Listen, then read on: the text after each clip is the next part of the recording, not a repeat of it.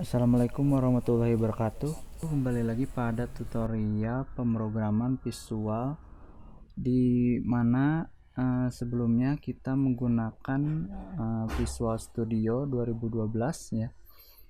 Di sini kita sebelumnya membuat sebuah program biodata yang mana menggunakan 3 buah data ya. Nah, data pertama di sini menggunakan text box ya, yang mana text box ini menggunakan ketikan ya, jadi inputannya kita harus ketik. Yang kedua juga sama menggunakan text box ya. Kemudian pada data yang ketiga jenis kelamin di sini menggunakan radio button. Nah, di sini kita hanya berupa menampilkan data berupa message ya atau notifikasi, yang mana jika kita running kemudian kita isikan datanya, misalkan J4 laki-laki dan tampilkan, maka akan tampil berupa notif ya. Nah, kemudian selanjutnya di sini kita akan menambahkan sebuah tabel, yang mana data yang diinputkan di sini kita akan masukkan datanya ke dalam sebuah tabel ya. Nah, tabelnya kita akan letakkan di bagian bawah dari button ini ya. Nah, untuk itu kita harus lebarkan dulu untuk area dari programnya ya. Kalian tinggal bisa geser ke bawah. Kemudian kita bisa tambahkan data grid view ya. Nah, pada kotak ini merupakan data tabel data yang akan nanti muncul setelah program dijalankan ya. Nah, untuk itu kita akan desain dulu untuk tabelnya, kira-kira data apa saja yang harus ditampilkan pada sebuah data grid view ini ya. Nah, cuman di sini kita seperti biasa harus menamai komponen name-nya itu ya. Kita lihat di bagian properties seperti biasa, bagian pojok properties itu di bagian desain ada bagian name ya. Pada bagian name-nya ini kita coba misalkan nama name-nya adalah data underscore biodata ya. Nah, nanti name ini akan kita panggil pada codingannya. Nah, tidak lupa untuk name-nya ini jangan menggunakan spasi ya. Kalau bisa mungkin kalau mau ada jarak menggunakan underscore ya. Nah, kemudian kita tambahkan dulu untuk kolomnya apa saja ya. Tambahkan kolom pada data grid view ini caranya adalah dengan klik kanan kemudian add column ya. Nah, akan muncul kolom window baru ya. Untuk kolom pertama di sini kita nggak perlu,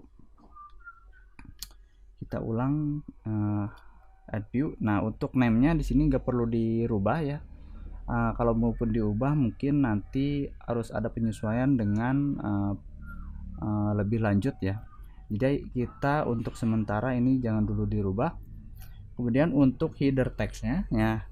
Untuk header text-nya di sini menjadi judul kolom di kolom pertama ya. Jadi kolom pertamanya di sini adalah nama ya.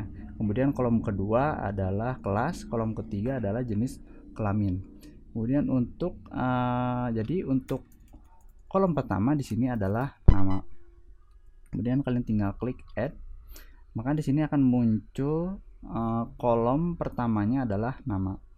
Kemudian untuk kolom kedua kalian tinggal tambahkan lagi header text-nya ya, gak perlu di close.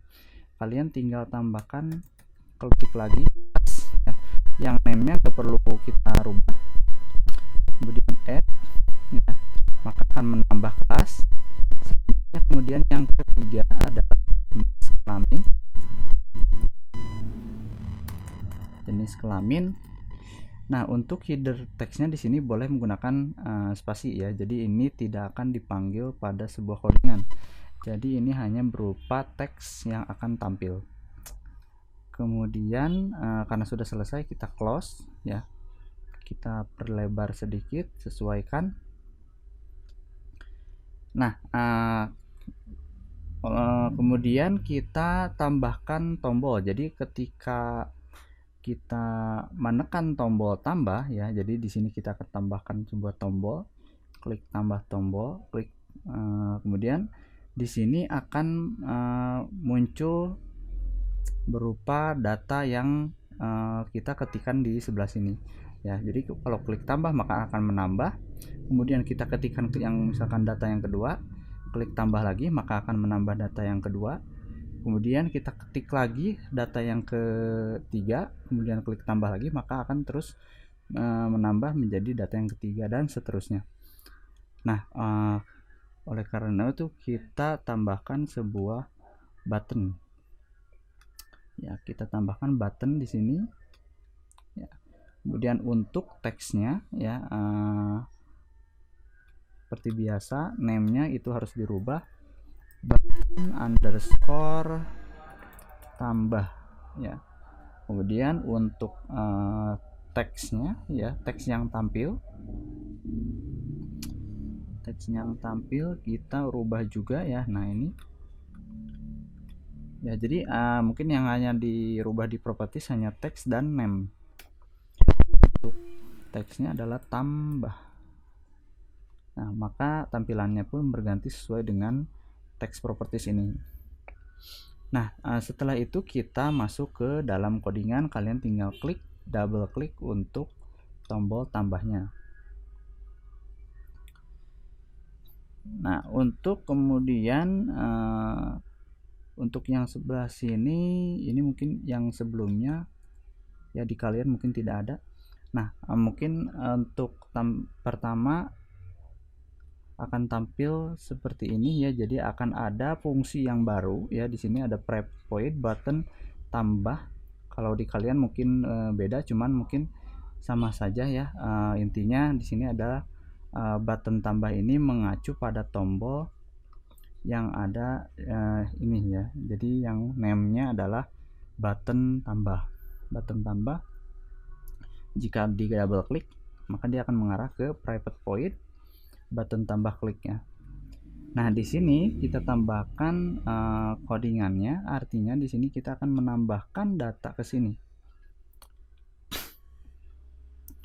Berarti kita harus mengambil dulu data yang ada di dalam text box, kemudian data yang ada di dalam radio buttonnya ya.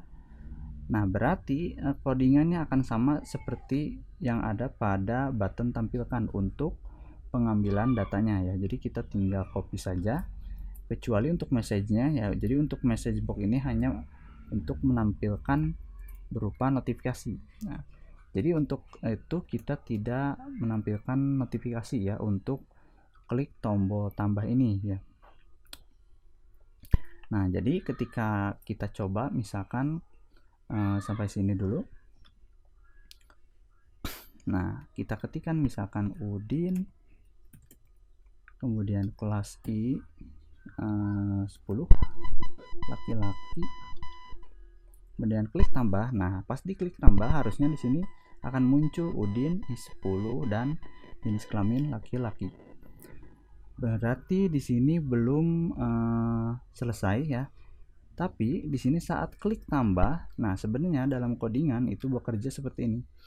Jadi dia akan mengambil data Udin yang dimasukkan ke dalam sebuah variabel string nama, variabel kelas, dan variabel JK ya. Jadi semuanya akan dimasukkan ke dalam 3 variabel ini ya. Oleh karena itu jadi nanti kita hanya menampilkan isi dari variabel ini ke dalam data grid view ini ya. Kita lanjut. Kemudian untuk menampilkannya ini kita tinggal ketik name dari data grid view nya. Kita lihat data di untuk data grid view nya adalah data underscore biodata. Berarti di bawahnya kita tuliskan data underscore biodata titik rows dot add ya, kurung buka, kemudian kurung tutup titik koma. Nah, yang ada di dalam kurung ini adalah nama-nama kolomnya yang ada yang telah disimpan kita pada 3 variabel ini ya. Berarti kita tuliskan pada kolom pertama itu adalah nama, berarti kita tampilkan variabel nama ini ya di sini. Kemudian kita kolom yang kedua berarti tampilkan variabel kelas. Kemudian variabel yang ketiga, kolom yang ketiga adalah variabel yang ketiga yaitu JK. Nah, maka ketika nanti diklik tombolnya, maka nanti isi dari variabel nama kelas JK akan ditampilkan pada data grid view kolom pertama, kedua, dan ketiga ya. Jadi kita klik start, ketikkan tombol Udin ya, terus C4 laki-laki tambah ya. Nah, maka datanya pun akan menambah ya. Kemudian kita misalkan tambahkan data yang kedua, Mumun, terus kita ubah J6 perempuan tambah ya. Nah, maka akan bertambah menjadi data yang kedua. Nah, mungkin untuk menambahkan seperti ini. Nah, bagaimana kalau misalkan kita menghapus ya. Nah, kalau untuk menghapus berarti kita tambahkan lagi button yang ketiga ya. Nah, kita tambahkan button yang ketiga di sini. Seperti biasa untuk name-nya button underscore hapus atau delete saja ya, delete. Kemudian teksnya juga delete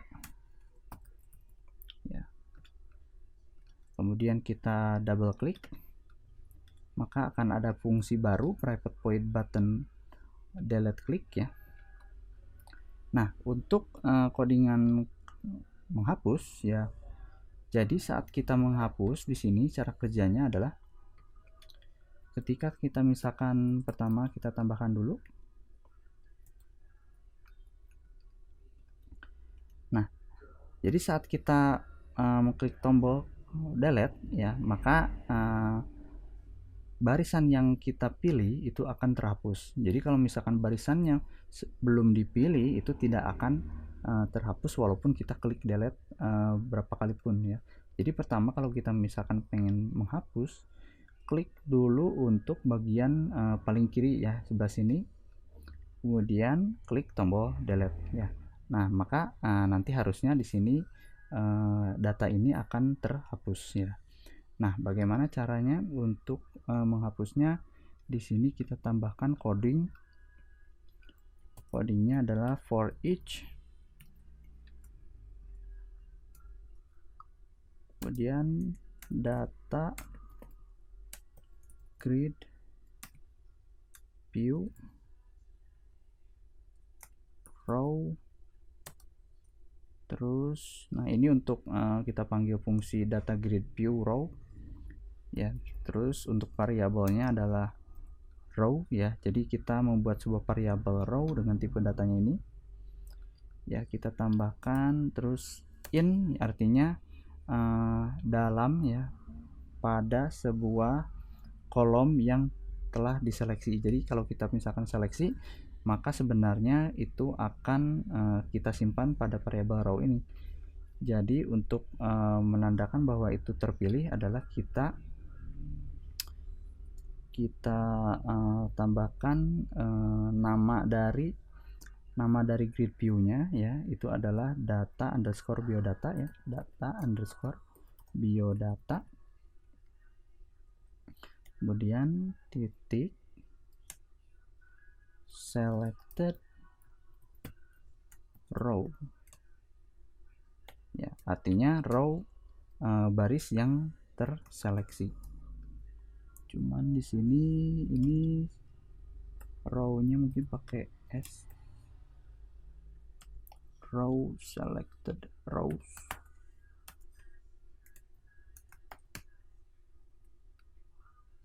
benar. Jadi data biodata dot selected rows, jadi row-nya pakai S. Kemudian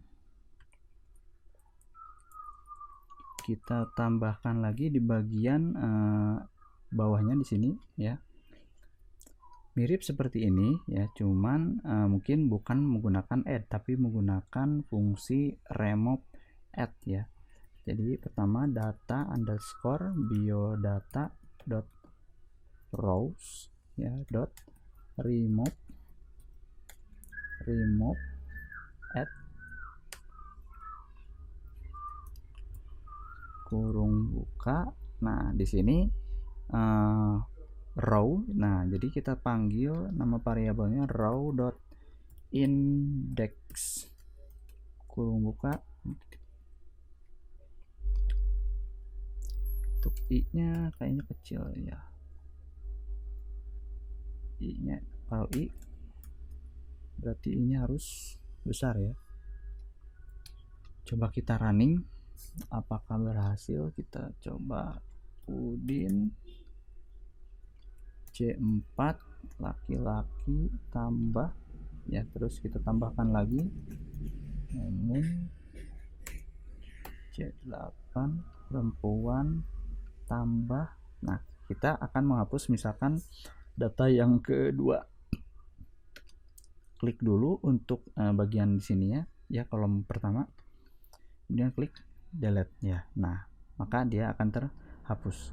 Nah kalau misalkan kita tidak memilih bagian indeksnya dulu, maka ketika di delete pun dia tidak akan terhapus ya.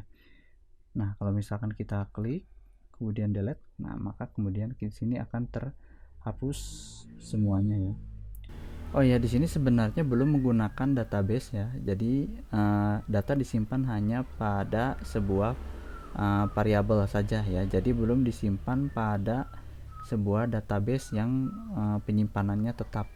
Jadi kalau misalkan kita menyimpan data pada sebuah tabel ini ya. Jadi kalau kita tambahkan kemudian di sini datanya akan menumpuk. Kalau kita close programnya, maka data itu akan ikut terhapus ya. Jadi datanya belum kesimpan secara tetap di database. Jadi di sini belum menggunakan database. Nah untuk database mungkin kita akan coba di pertemuan selanjutnya ya. Nah jadi untuk program tutorial kali ini mungkin cukup sekian ya. Jadi kalian bisa coba untuk beberapa data ya, atau nanti saya coba tugaskan untuk tugas yang lain ya. Nanti hasilnya kalian bisa kirimkan ke link di Google Form yang saya kirim di grup ya. Mungkin sekian tutorial dari saya, cukup sekian. Assalamualaikum warahmatullahi wabarakatuh.